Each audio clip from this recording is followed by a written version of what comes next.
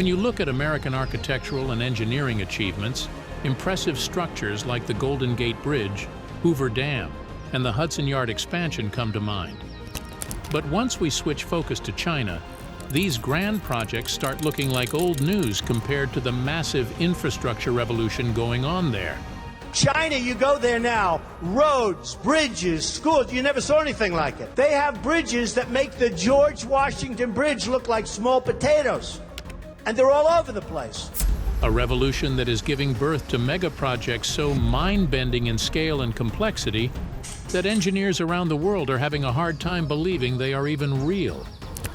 Let's take a look at how China is already leaping forward into the future, while the rest of the world lags behind.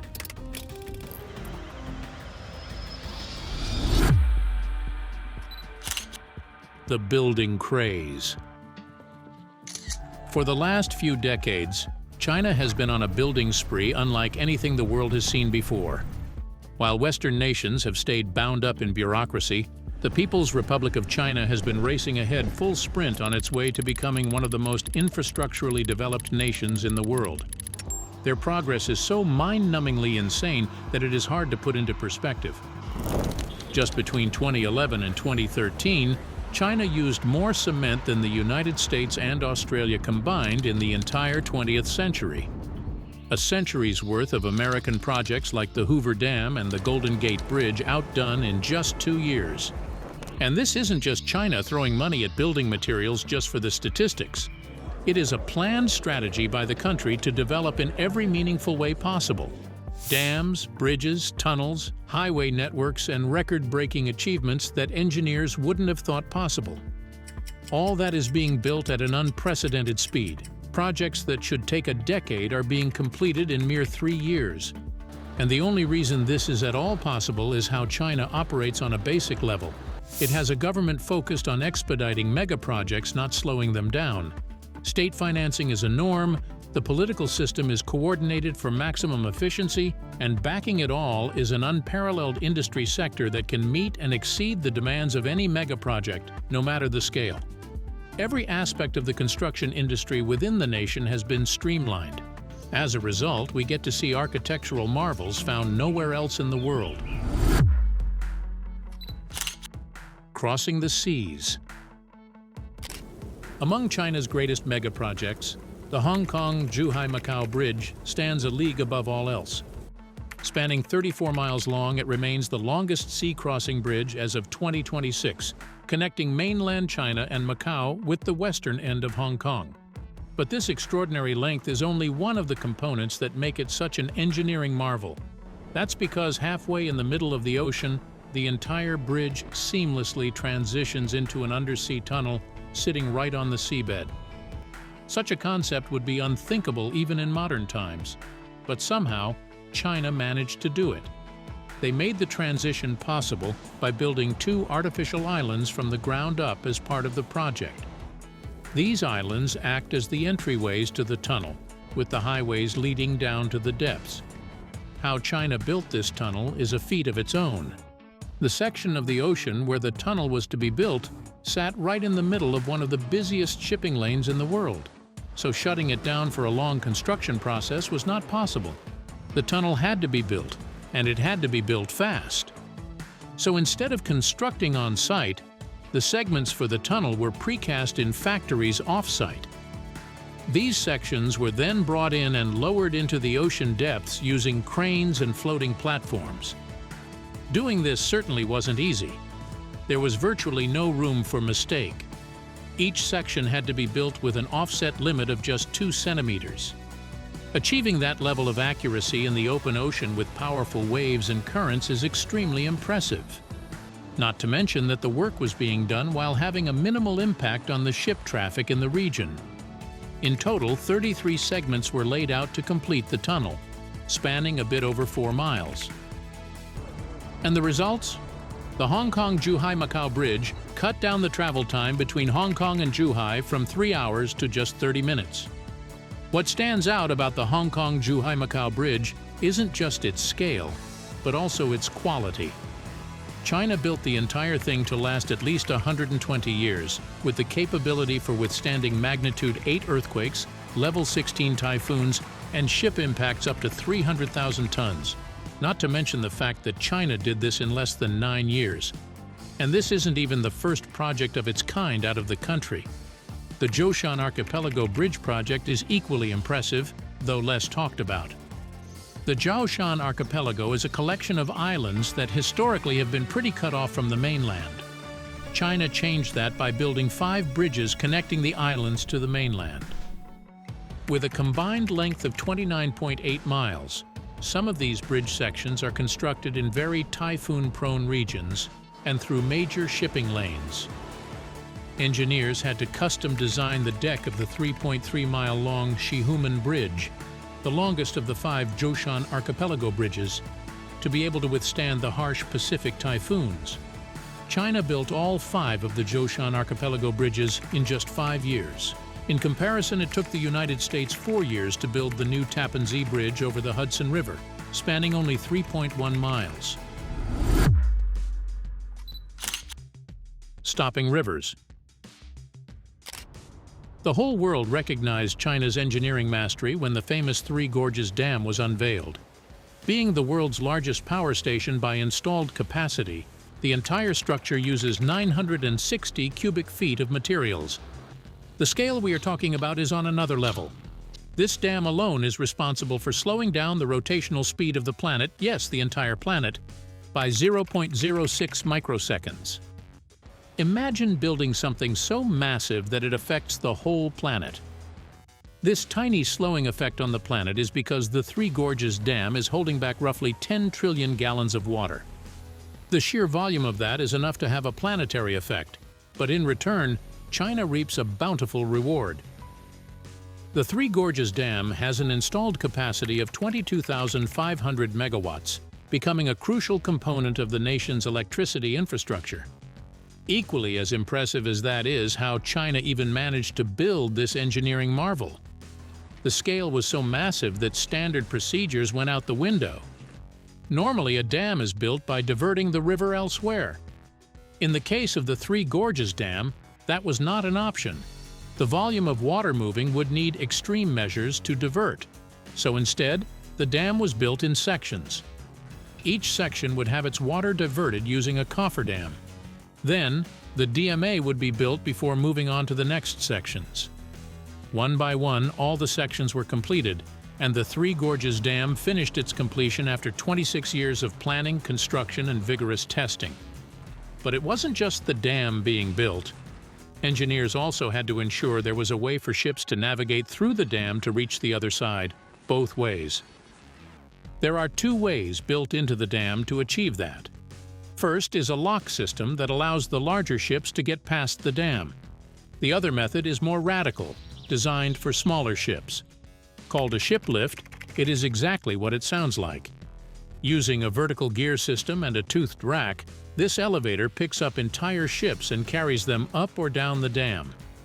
The total cost of the Three Gorges Dam was $31 billion, and since then, no other country has even tried to build something like it.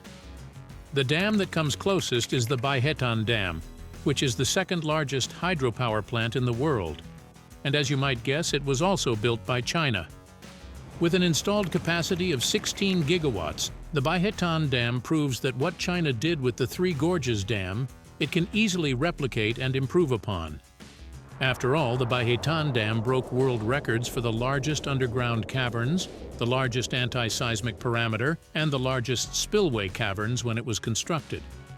Not only that, but it uses advanced technology such as sensors across its span to carefully manage stress, temperatures, and deformations. It won't be wrong to say it is the smartest dam in the world. High-speed railway net. China's greatest mega project isn't some tall building or giant structure. Rather, it is the complex network of high-speed railways the nation has laid out over the last few decades. As of 2026, China has the world's largest high-speed train infrastructure spanning 31,000 miles of tracks in length, all of which is fully operational. That means China alone accounts for nearly 70% of the world's total high-speed rail infrastructure. Needless to say, other countries don't even come close. The closest runner-up is Spain with a meager 2,500 miles. And still, China has no plans of slowing down. By 2030, the nation plans to expand its infrastructure to 37,000 miles. But why is China so hell-bent on developing more and more high-speed railway lines? Well, these railway lines aren't insignificant. They are like arteries connecting China's biggest industrial hubs at astounding speeds. The authorities have poured billions of dollars into creating the most sophisticated and interconnected high-speed railway system in the world. Mountains, rivers, plains, deserts, no terrain is too difficult. The ultimate goal is connectivity. China wants to be the industrial heart of the entire world. And to boost its production, it needs high-speed railway lines to move things faster and more efficiently. There is also the fact that China is vast and highly populous. So, a well-developed railway system is necessary to ensure economic growth, as it allows people to move around faster for work and business. The start of China's high-speed rail system is the Beijing-Shanghai High-Speed Railway. It remains the world's longest high-speed line ever constructed in a single phase, running at 819 miles in total. Not only that, but this line runs the CRH Express service, which is the fastest train service in the world by average trip speed. While those numbers are impressive, it is what they help achieve that truly puts the importance of this line in perspective. On one end of the line is Beijing, China's capital, and on the other hand, we have the nation's main financial hub, Shanghai. It is thanks to this line that many businesses and individuals are able to stay interconnected between these two major urban centers, keeping the wheels of the economy running. And it all happens in just 4 hours and 18 minutes. That's like traveling from New York to Chicago in under 3 hours by train. Then again, China is known to build the impossible, like the country of skyscrapers. Many people think Dubai is the capital of skyscrapers in the world, but that couldn't be further from the truth. Dubai may have the tallest skyscraper in the world, but China holds a different type of record. According to recent estimates, China builds more skyscrapers in a year than the rest of the world combined.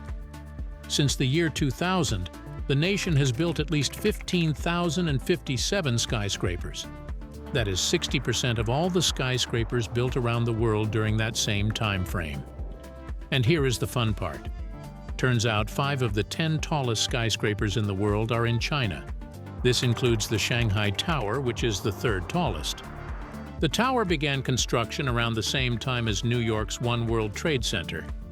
But despite being taller, having more floor area to build, and having a more complex double-skin curtain wall design, the Shanghai Tower was finished in about the same time and cost much less to build. One of the most standout features in modern Chinese architecture is its commitment to going green. The Shanghai Tower has been cited as being one of the most sustainably advanced tall buildings in the world by the Council on Tall Buildings and Urban Habitat. The structure has been designed to be as energy efficient as possible. It has its own rainwater collection systems to recycle water. Wind turbines have been installed within the building to help generate its own electricity. Most importantly, the building taps into geothermal energy sources to meet its heating and cooling needs. This sustainable design theory can be found in most other supertalls in China as well, like the Ping An Finance Center, the Guangzhou CTF Finance Center, and the Tianjin CTF Finance Center. Building for science. China isn't known just for its public infrastructure, but also invests heavily in science. A great example of that is the Fast Radio Telescope.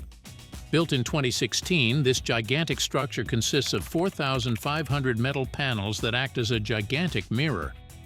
Because it has so many components, the telescope is huge. So huge, in fact, that China had to build it in a natural depression in the earth to make it fit. The entire thing spans 1,640 feet in total, about the size of 30 soccer fields, making it the world's largest single-dish telescope. To highlight how insane that is, the previous largest single-dish telescope, the Arecibo in Puerto Rico, was less than half its size. Unfortunately, the Arecibo collapsed due to a lack of maintenance. Another big difference is that while Arecibo was a fixed dish surface telescope, this monster is actually capable of moving automatically by using winches. The entire telescope can reshape itself, something no telescope of a similar scale has ever achieved in the past. And it only cost China $180 million to build this telescope, which will be making groundbreaking discoveries and identifying pulsars for decades to come. A good trade-off in the name of science. Solving the water shortage. Much like the high-speed railway network, China's water diversion projects have also been extremely grand in scale. Mainly the South-North Water Diversion Project, which started in 2003 and is still ongoing. It is the largest water transfer scheme in the world by a long shot, and China has poured in $70 billion to make this dream come true. And what we are looking at is just the early stages of the project. The full project will be much, much larger. Let's talk numbers. The main aim of the South-North Water Diversion Project is to transfer over 1.5 trillion cubic feet of water each year. All this water would be traveling through 3 routes: the eastern, central, and western routes. Of these, only the first 2 routes have been finished, with the western route still incomplete.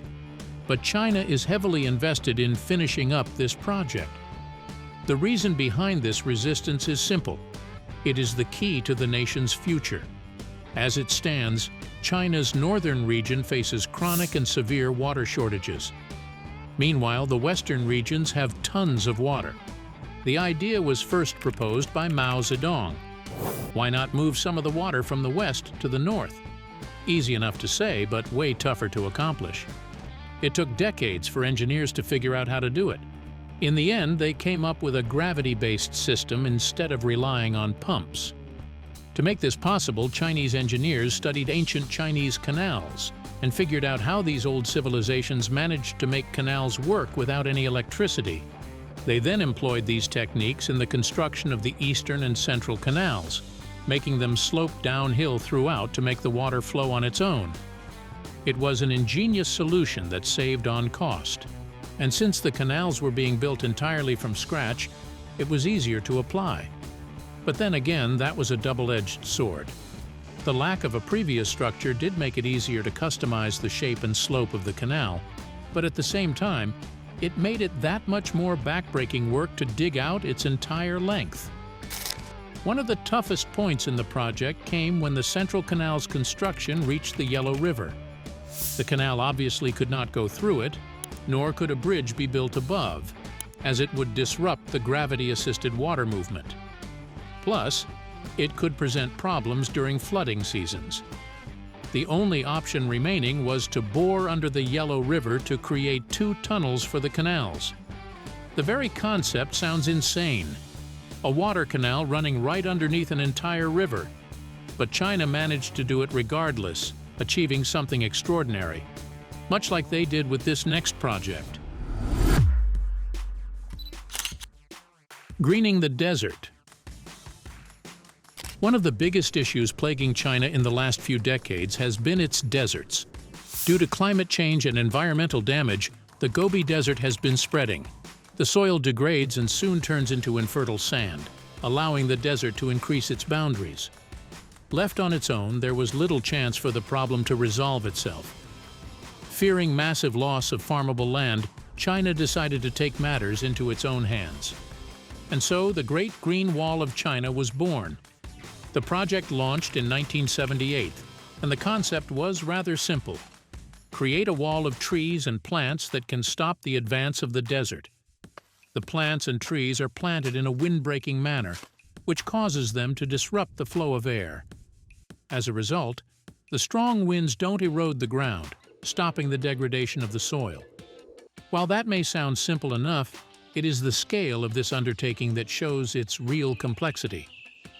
As we mentioned, the project started in 1978, and it is expected to last all the way until 2050 to reach completion. During this time frame, China aims to plant a 3,000-mile-long barrier with a width of 900 miles in many regions encompassing the desert. That is around 88 million acres of land turned into forests. Compare that to Changamanga in Lahore, one of the oldest and largest man-made forests in the world, spanning 12,500 acres, and you start seeing how big of a picture we are talking about here. But this project isn't just about combating desertification. It has also created jobs, boosted local economies, and most importantly, it will be a sustainable source of income for China for decades to come. China is killing way more than 2 birds with 1 stone. Why is China faster? All these projects make it quite clear that China is on a building spree, and it plans to keep it up for the near future. But what most people can't seem to figure out is how China is able to build so fast. What takes any other country a decade to accomplish, China can do in just 2 or 3 years instead. While the project is still being discussed in committees in the USA, China already has something better built and open to the public. What is the secret driving this unmatched speed? Well, the answer lies in China's bureaucracy, or the lack thereof. China doesn't bother having many departments review and clear a project for construction before a single brick can be laid. Rather, it compresses all the necessary checks into a more efficient system that is designed to get projects passed as soon as possible. And all the unnecessary checks, those are simply not even part of the process. Another reason why China can build fast is that the construction and infrastructure enterprises, for the most part, aren't privatized. They are state-owned, either fully or partially. As a result, there is a level of coordination between these sectors you won't get to see elsewhere. From the financing to engineering, designing, material acquisition, and execution, everything is controlled by the government. Everything is far more organized and well-structured. Naturally, as a result, things get done fast, unlike in the more fragmented Western construction and infrastructure enterprises, where each company involved is trying to profit as much as possible. Not only that, but there are many more important factors that contribute to this unparalleled speed. China has a workforce way larger than other nations, being the most populous country in the world. China also has a huge prefabrication sector, meaning that for most projects, the sections of the structures can be created in factories much faster. Lastly, there is the land ownership benefit. In China, you don't own the land, the government does. So when a mega project needs to be built, the locals don't have the option to put up much of a defense. They either move willingly or are forced to. Now, countries like the USA have their own versions of this policy, namely America's eminent domain law, which allows federal, state, or local governments to seize public property for use. In China, however, land acquisition laws are enacted much more liberally and quickly. Now, while all these factors make China so much faster at building stuff, it doesn't mean it is always a good thing. The bad side. When China builds at such amazing speeds, it leaves behind a lot of destruction in its wake alongside the engineering marvels. Take the Three Gorges Dam, for example. To construct this masterpiece, nearly 1.3 million people had to abandon their homes. They were displaced with one government order, uprooting families from their ancestral homes, destroying cultures and ways of life. Not to mention the environmental impact. These megastructures have extremely negative impacts on the surrounding environment. Habitats are destroyed, trees cut down, and in extreme cases, species are wiped out. The construction of the Three Gorges dams alone further endangered the Chinese white dolphin population. The dam has caused flooding in regions, drawing out cultural and archaeological sites. The literal flow of the Yangtze River is permanently altered. In China, labor rights are not nearly as great as in Western nations. Worker safety isn't much of a concern in most cases. For many of the mega projects China lauds as architectural achievements, there is usually a price paid in blood, and in many cases, these sacrifices are for naught. Many projects get completed too early, or their purpose becomes irrelevant before the structure is even built. The result is ghost cities standing tall, but with not a single soul to call them home. The speed at which China operates is real, but that doesn't mean it comes free. That's it for this video. Be sure to like, share, and subscribe to the channel. See you in the next one.